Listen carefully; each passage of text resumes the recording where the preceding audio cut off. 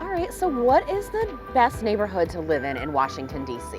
This is often a question that people ask, especially when they're moving here from another area. What's the best neighborhood? So today we're gonna do the 10 best neighborhoods in the Washington, D.C. metro area, and I couldn't really limit it to 10, so I've got 3 or 4, honorable mentions that we're gonna talk about as well.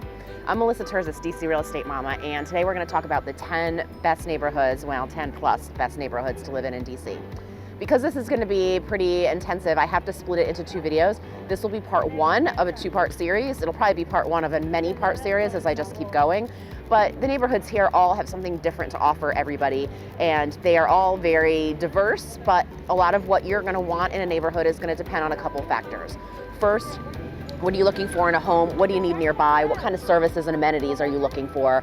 And then second, where did you come from? Where did you grow up? What do you call home, right? Like there's some neighborhoods here that if you're from the West Coast or California that just appeal more to people here. And then if you're from New York, there's neighborhoods here that appeal more because it reminds people of home.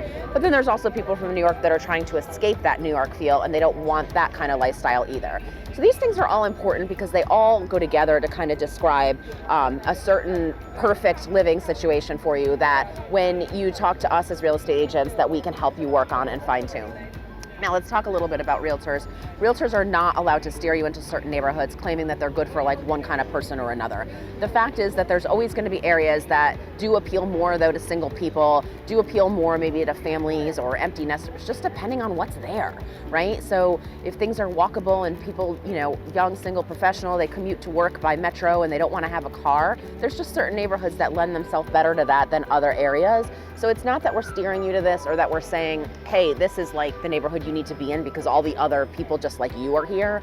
That's not what this is. It's more just kind of giving you a flavor and personality of what the neighborhood is and saying, what you're describing to us kind of sounds like you might be interested in this, but that's not to tell you that you can't live in another neighborhood or that you would be unhappy living there, because we're all different, right? It takes many kinds to make the world go round. All right, so Washington, D.C. and the close-in suburbs of Bethesda and Arlington have a variety of residents at different stages of life. You're gonna find those with young children that are attending schools, and they may seek a different lifestyle than, say, a recent college graduate or somebody who's downsizing and maybe an empty nester. And those people are gonna definitely value different things about a neighborhood than, say, a family or somebody who's like young and just out of college might. So the transient nature of certain segments of the population also kind of means that the city's always changing, and navigating what neighborhood is best for you is going to depend, like I said, on a variety of factors, but I'm going to whittle it down to what I think are the 10 best neighborhoods in the nation's capital. So this first part is going to focus on the first 5, which I call kind of the best all-around neighborhoods. You got to take it with a grain of salt though. This is my opinion. This is not like a this is where you need to live kind of thing. All right, so number 1, first neighborhood is Glover Park.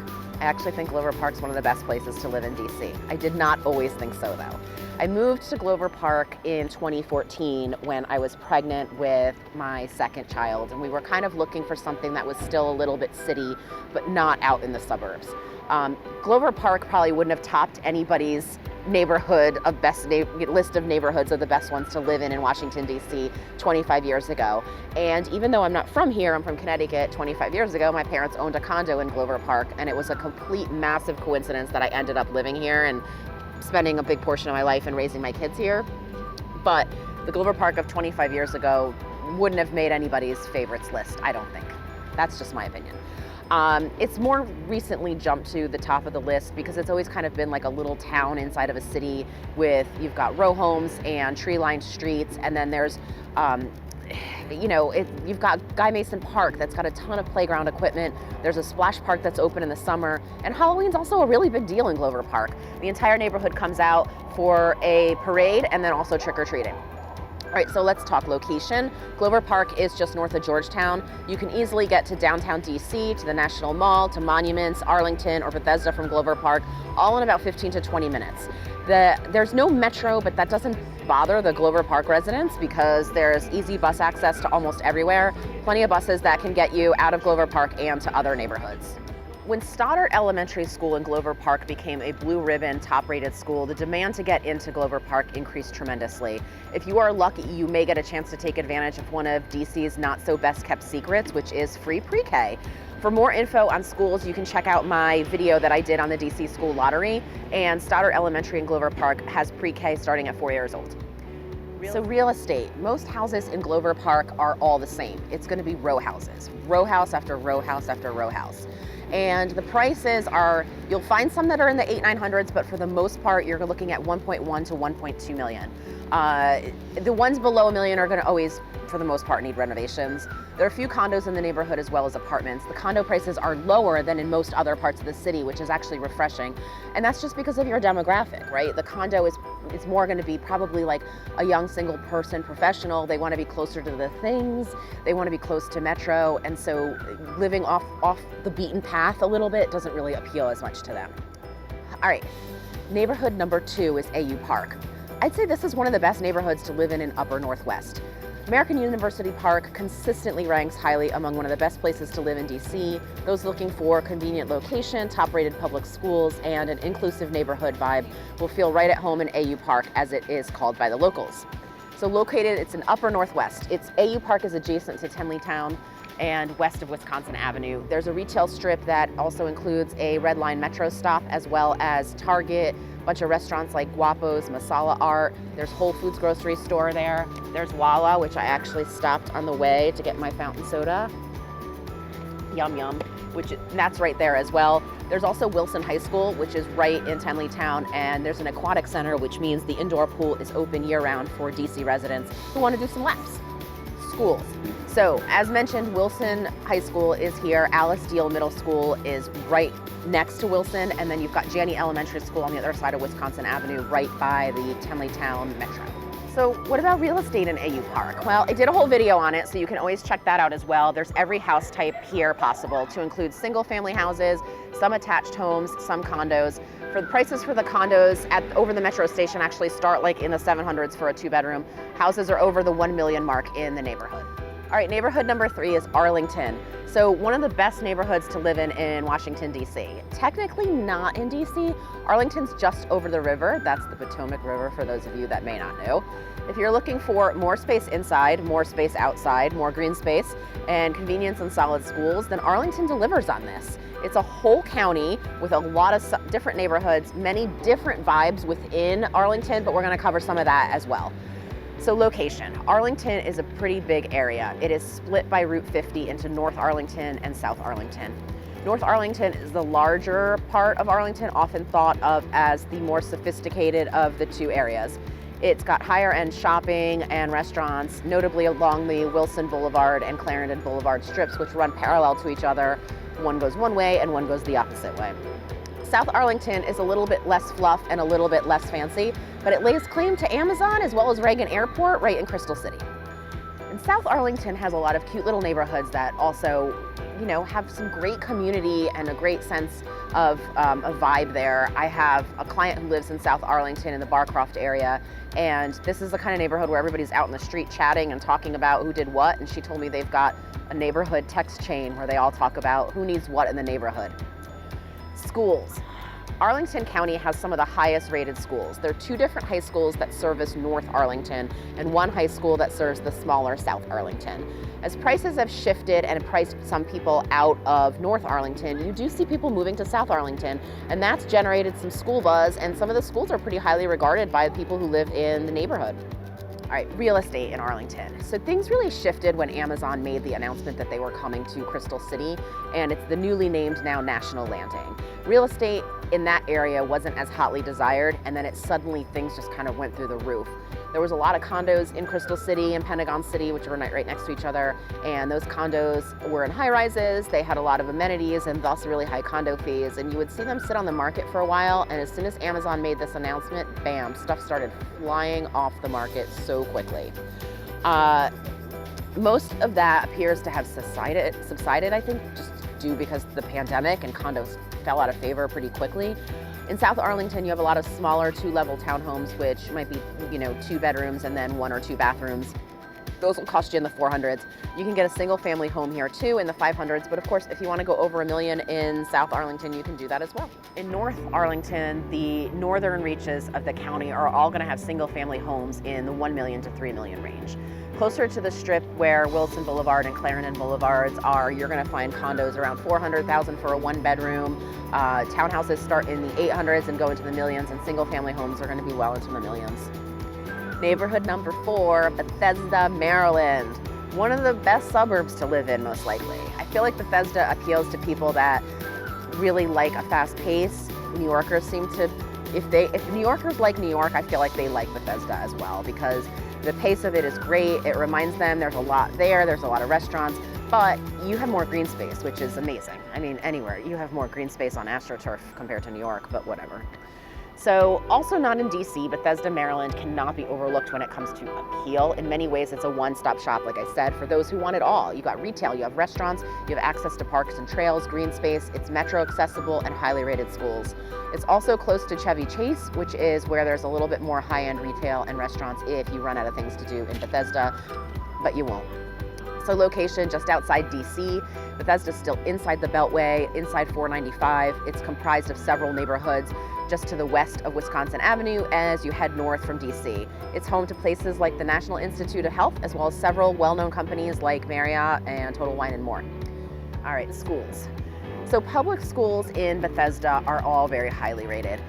If you use the greatschools.org metric, everything from elementary through middle to high school is an 8, 9, or a 10.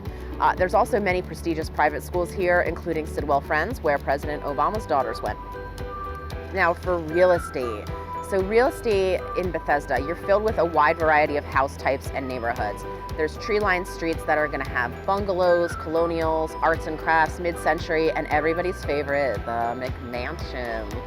So Bethesda is a community that many developers have had their eye on for years. They've been buying up these small ranch and rambler homes that once were and building huge homes on the lot. Teardowns are everywhere in Bethesda, and if you want to know more about teardowns, I actually have a video on teardowns as well. Single family homes in Bethesda are going to set you back 7 figures here.